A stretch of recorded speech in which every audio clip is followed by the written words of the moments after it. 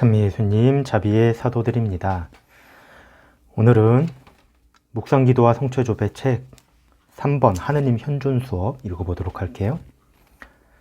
내가 마치 캄캄한 방에 있거나 장님인 경우 누구하고 이야기를 하고 있고 그분이 여기 계시다는 것을 알고 믿지만 보지는 못하는 것처럼 기도 안에서 우리 안에 계시는 주님과 만날 때도 비록 우리 육신의 눈으로는 뵙지 못한다 하더라도 신앙으로 믿으면서 서로 마음과 눈을 마주치면 그것은 현실적인 만남이요 하느님 현존 체험인 것입니다. 이렇게 말씀하십니다. 그러니까 우리가 하느님을 만난다고 했을 때 하느님이 현시하셔서 마치 성모님께 가브리엘 천사가 왔던 것처럼 그렇게 오는 경우도 있겠지만 보통 우리가 하느님을 만나는 방식은 바로 이런 방식이라는 거예요. 육신의 눈은 아니지만 깜깜한 밤에서 누군가 얘기할 때 그 사람이 거기 있다는 것을 알고 믿고 대화를 한다는 거죠. 마찬가지로 보지는 못해도 믿음으로 하느님을 이미 내 안에 계시다고 또 내 앞에 계시다고 믿고 그분과 눈을 마주치고 그분을 만나면 그것이 만난다는 것입니다. 그것이 하느님 현존 체험인 것입니다. 이렇게 얘기를 하셔요. 이렇게 내 안에 현존하시는 우리 주 예수 그리스도를 내 앞에 가까이 모시고 바라배우려는 노력하는 것이 바로 하느님 현존 수업이라고 합니다. 근데 이렇게 하는 것들이 자연스럽게 마구마구 가르쳐 주지도 않아도 막 되고 그렇지는 않다는 거예요. 어느 정도의 어떤 의식적인 노력이 필요하다. 그래서 이것을 하느님 현존 수업이라고 한다. 이렇게 말합니다. 그러니까 하느님께서 언제나 어디서나 어느 곳에나 계시고 언제나 날 바라보고 계시지만 내가 그것을 의식하고 그분과 만날 때 비로소 그 만남이 이루어진다는 것이죠. 그리고 그렇게 자주 의식적으로 노력하는 것을 현존 수업이라고 해요.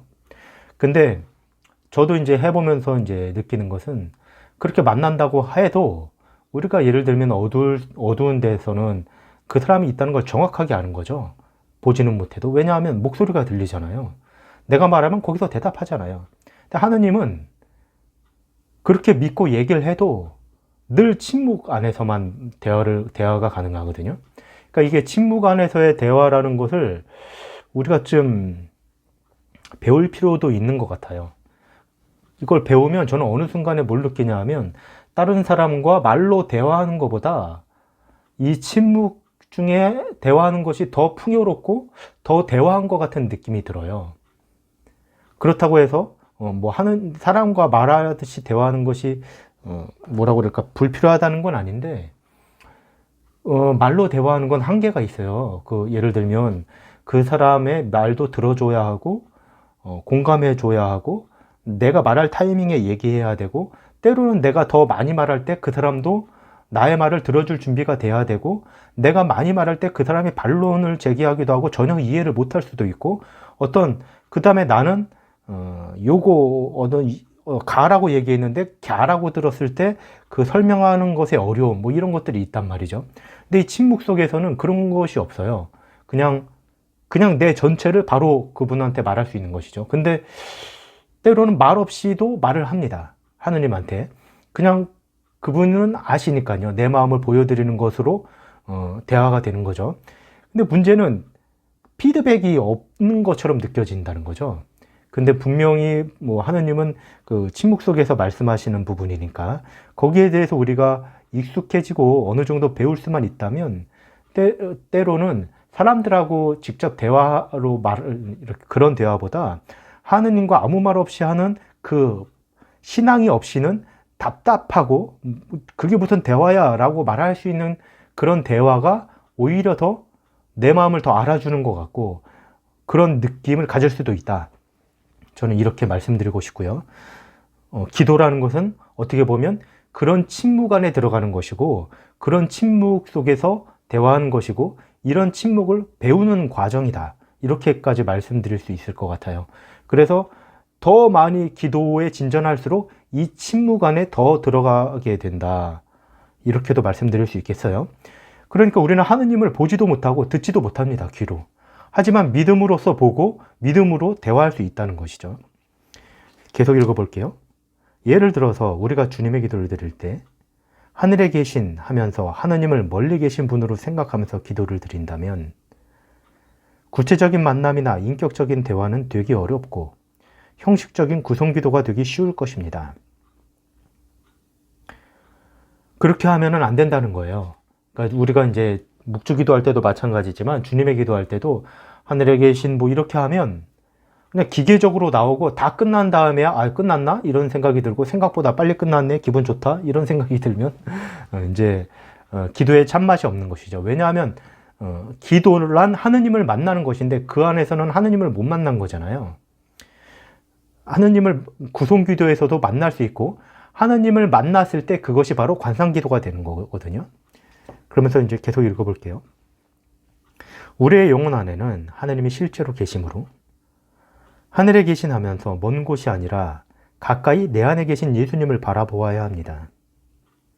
이렇게 할 때 더 친밀하고 구체적인 만남이 이루어집니다. 예수님께서 필립보 사도에게 나를 보았으면 곧 아버지를 본 것이다 라고 하심으로써 우리가 당신을 바라보면 아버지를 본 것이나 마찬가지라고 하셨습니다. 우리가 주 예수 그리스도를 봤으면 예수님의 얼굴을 보고 인성을 봤으면 곧 하느님을 만난 것입니다. 기도 안에서 그래서 우리는 예수님을 믿음으로 그리고 믿기 때문에 상상 속에서 성령의 도움을 청하면서 예수님을 그리고 예수님의 눈을 바라보고 예수님과 대화를 했으면 곧 하느님을 만난 것이에요. 나는 길이요 진리요 생명이다. 누구든지 나를 거치지 않고서는 아버지께로 갈 수 없다. 이 말씀을 하셨거든요. 그러니까 우리는 예수 그리스도를 만남으로써 아버지를 만나는 것이고 예수 그리스도를 통해서 아버지께로 가는 것이고 이 말인 즉슨 나의 기도는 곧 예수 그리스도의 기도에 포함됐을 때 아버지께 통한다는 뜻입니다. 예수 그리스도의 기도와 합치하는 것이 바로 우리의 기도예요. 예수 그리스도의 기도와 합치하지 않으면 아버지께 갈 수 없고 그것은 기도가 되지 않습니다. 그 말은 즉슨 이 모든 기도 우리 주 예수 그리스도를 통하여 비나이다 라고 마지막 말만 그렇게 할 뿐만 아니라 전체적인 기도가 곧 예수 그리스도의 기도와 합치해야 되는 것이거든요. 그 말은 뭐냐면 주님의 기도를 할 때 이것은 예수님의 기도에 우리가 들어가는 거예요. 주님의 기도는 곧 예수 그리스도의 기도라는 거잖아요. 예수님이 평생 동안 바쳤던 기도예요. 그러니까 뭐 예수님이 평생 하늘에 계신 이러고 다녔다는 게 아니라 예수님의 온 삶이 곧 그 기도였다는 것입니다. 하늘에 계신 아버지께 아버지의 뜻이 이루어지고 그 나라가 오기를 늘 그런 삶을 사셨고 그 삶이 곧 기도였다는 것이죠. 그래서 십자가 위에서도 예수님은 그 기도를 바치셨던 것이고 그렇다고 해서 제 말이 십자가 위에서 하늘에 계신 우리 아버지 이런 말을 중얼거렸다는 뜻이 아니고 십자가의 그 모든 삶이 곧 주님의 기도의 현실이 되는 것이었다는 거예요.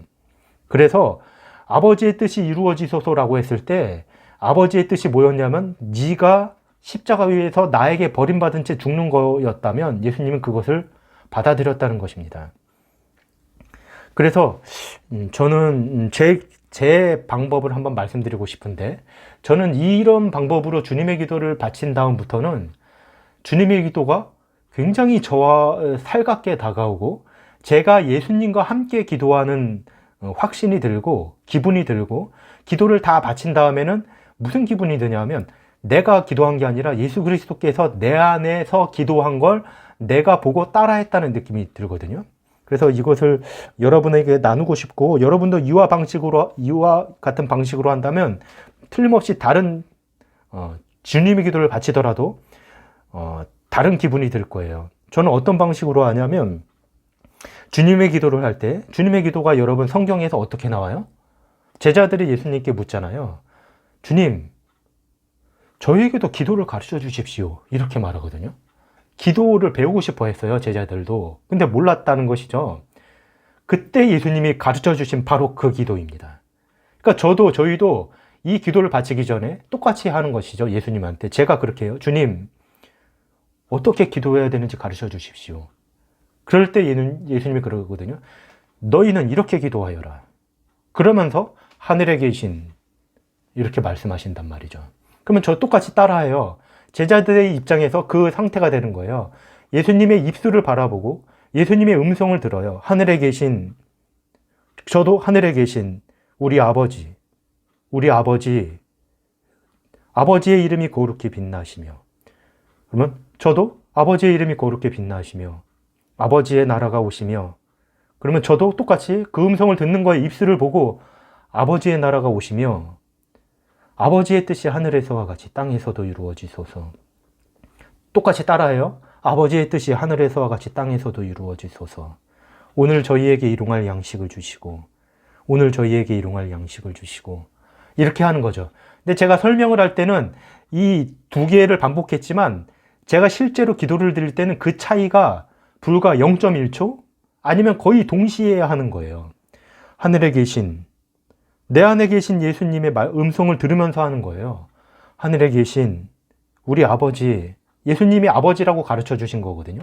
하느님이 아버지라고 가르쳐 주신 거예요. 너희는 하느님을 아버지라고 불러라. 이렇게 말씀하신 것이죠. 이 기도를 들으면서 예수님을 따라 바치는 것입니다. 예수님의 음성을 내 안에서 들으면서 이걸 한번 해보세요. 그러면 다 바친 다음에 확실히 틀린 걸 느낄 수 있을 거라고 말씀드리고 싶어요. 그렇게 했을 때 이 주님의 기도가 우리에게 무엇을 가르쳐 주고자 했는지도 알 수 있고요. 계속 아버지, 예수님께는 이 아버지가 굉장히 뭐라고 그럴까, 애정 깊은 단어였어요. 아버지, 처음부터 아버지를 불러요. 아버지라고. 하느님은 아버지시다, 아빠다, 엄마다, 부모님이다, 이렇게 가르쳐 주는 거예요. 아빠, 엄마, 내 부모님. 그러면서 계속 말씀하시는 게 아버지의 이름이, 아버지의 나라가, 아버지의 뜻이. 예수님께는 이 아버지의 뜻이 너무나 애정 깊고 가장 중요한 부분이었어요. 당신 일생에서 가장 첫째 가는 것이었고, 이 아버지의 이름과 아버지의 나라와 아버지의 뜻이 이루는 것이 당신께는 너무나 사랑 깊고 너무나 좋았던 것이죠. 그걸 먼저 구하고, 이제 제가 나중에 뭐 설명드릴 기회가 있겠지만, 결국에 이 아버지의 뜻과 아버지의 나라라는 것은 예수님 입장에서는 어디까지 가냐면, 너의 불합리한 죽음, 네가 모든 사람에게 외면받고, 너는 착한 일을 했지만 사람들은 널 몰라줄 거고, 너는 그 사람들을 사랑했지만 그 사람들은 널 죽이라고 말할 거야. 그리고 나조차도 너를 버리는 것 같이 너는 느껴질 거야. 이것이 네가 받아들일 수 있는 나의 뜻이야. 이럴 때가 올 겁니다. 예수님은 그걸 언제나 아버지의 뜻이 이루어지소서라고 했다는 것이죠. 사랑 깊게. 그래서 우리가 이 기도를 바친다는 것은 어떻게 보면 굉장히 무서운 일이기도 합니다. 아버지의 뜻이 어떤 방식으로 나에게 이루어질지 모르거든요. 예수님처럼 이루어질 수도 있겠죠. 나는 하느님을 따랐지만 하느님을 위해서 기도했고, 하느님을 사랑하기 위해서 노력했고, 하느님 때문에 이웃사랑을 하려고 그랬고, 주일미사에 나가려고 노력했고, 열심히 기도했지만 하느님께로부터 버림받은 기분을 네가 느낄 수 있고, 모든 사람은 네 편이 아닌 것처럼 느낄 때가 있을 수도 있을 거야. 그거거든요. 근데 어찌됐건 우리는 주님의 기도를 할 때 그런 것을 받아들인다는 건 내 목숨을 어떻게 보면 거기다 내어놓는다는 것이거든요. 그러면서 그 다음에 악에서 구해달라고, 이제 지금은 뭐 주님의 기도를 설명하는 시간은 아니니까, 어찌됐건 주님의 기도를 바친다는 것은 그런 식으로 바친다는 거예요. 주님, 저에게 기도하는 법을 가르쳐 주십시오 라고 했을 때, 저는 꼭 이 주님의 기도를 바칠 때 예수님의 이 음성을 듣고 합니다. 너희는 이렇게 기도하여라. 하늘에 계신 우리 아버지. 이렇게 하실 때 예수님의 그 제자가 돼서 예수님의 음성을 듣고 또 그냥 따라하긴 하는 거예요. 배우는 것이죠. 그렇게 다 했을 때 나는 예수님의 음성을 듣고 예수님의 입술 모양을 봅니다. 그렇게 했을 때 저는 그것이 관상이, 적극적 관상이 됐다고 보는 것이거든요. 대데레사 성녀도 그것이 관상이라고 얘기했어요. 그리고 우리가 그런 식으로 기도를 했을 때 예수님을 만나는 거예요. 근데 그렇게 하지 않고 그냥 하늘에 계신 우리 아버지, 아버지의 이름이 그렇게 외우기만 했을 때는 기도의 겉만 하는다고 그러나? 수박 겉핥기라고, 맛은 보지 못하고 자꾸 겉만 하게 되면 기도가 아닌 건 아니지만, 하느님께서 그 기도도 들어주시겠지만 자꾸 기도의 힘이 떨어지고 촉촉해지지가 않아요. 은총의 비가 내 마음 안에 내려야지 이 마음의 밭에서 씨앗이 자라는 것인데, 이제 그것이 좀 어려워지는 것 같아요. 그래서 우리가 구송기도를 제대로 한다는 것은 어떻게 보면 묵상기도, 즉 적극적 관상기도까지 도달해야 구송기도가 제대로 되는 거예요. 성모송도 마찬가지 방식으로 드릴 수 있거든요. 여기에서 말하는 것이 다 그 내용입니다. 근데 제가 이제 설명을 다 해버렸지만 앞으로 나오는 내용도 다 그 내용의 반복이에요. 그렇게 예수님을 만났을 때 우리는 비로소 하느님께 가는 것이죠. 예수님을 통해서. 예수님을 보았으면 아버지를 본 것이니까요. 나는 길이요 진리요 생명이다. 누구든지 나를 거치지 않고서는 아버지께로 갈 수 없다. 즉 예수님을 만나면 아버지께로 간다는 뜻입니다. 우리가 하느님 아버지께 가기 위해서는 반드시 예수 그리스도를 거쳐가야 된다는 것을 가르쳐 주십니다. 예수 그리스도는 길이실 뿐만 아니라 진리요 생명이신 하느님으로서 우리 기도의 대상도 되십니다. 이렇게 말씀하셔요. 제가 설명이 또 길어서 짧게 읽었네요. 어쨌건 예수 그리스도는 뭐라고 그럴까? 길이요 진리요 생명이에요. 그렇기 때문에 예수 그리스도를 만났으면 우리는 진리를 만난 것이고 길을 만난 것이고 생명을 만난 거예요. 그리고 그 생명은 우리들의 빛입니다. 우리 인간들의 빛이에요. 생명은 하느님께서 주신 거잖아요. 그 생명이 우리에게 온 것이고 예수 그리스도는 우리를 위해서 우리에게 주신 아버지의 선물이죠. 그래서 제가 말이 또 길어지면 한없이 설명만 해야 되고 그런데 오늘은 어쨌건 이 주님의 기도가 좀 핵심이 되겠네요. 이 기도를 바칠 때 하느님 아버지를 만날 수 있다. 예수 그리스도를 만날 수 있다. 그리고 예수 그리스도의 기도에 포함되는 것이 곧 우리가 기도를 제대로 바치는 거잖아요. 주님의 기도는 예수님의 기도에 우리가 합쳐지게 되는 거예요. 그럼으로써 예수 그리스도가 아버지께 바치신 그 기도에 우리의 기도가 합쳐진 것이기 때문에 비로소 기도가 될 수 있는 것이죠. 그렇게 했을 때 우리는 그 순간 예수님처럼 되는 거예요. 이 지상에서. 예수님을 닮게 되는 것이고 예수님의 마음을 담게 되는 것이고 이 지상에서 제2의 그리스도가 되는 것이죠. 그렇게 기도를 통해서 예수님을 만났을 때 점점 예수님처럼 되고 이 지상에서는 제2의 그리스도인가 돌아다니게 되는 거죠. 예수 그리스도는 우리를 통해서 이 지상에서 살게 되는 거예요. 우리를 통해서 활동하시게 되는 것이고요. 우리는 예수님을 이 지상에서 활동하시게끔 하게 되는 어떤 매개체가 되는 것이고요. 예수님과 함께 삶으로써 이 지상을 그리스도의 빛으로 빛나게 하게 되는 것이죠. 너희는 세상의 빛이다 라고 하셨잖아요. 예수님께서. 어떻게 우리가 빛이 됩니까? 예수 그리스도가 내 안에서 살게 계시고 나는 예수 그리스도와 자꾸 접촉함으로써 예수 그리스도처럼 되는 것이고 예수 그리스도의 마음을 담게 되는 것이고 그렇게 함으로써 우리가 그리스도 제2의 그리스도인가 되는 것이죠. 그래서 우리가 그리스도인 아닙니까? 그렇게 즉 기도를 통해서 그런 것들이 이루어진다. 그리고 주님의 기도는 가장 첫 번째 기도, 가장 으뜸의 기도라고 할 수 있고 주님의 기도를 제대로 바치는 방법은 바로 이런 식이다. 이런 식으로 주님의 기도를 바쳤을 때 그리스도를 만나게 되고 우리가 예수님을 닮게 된다. 이렇게 되겠습니다.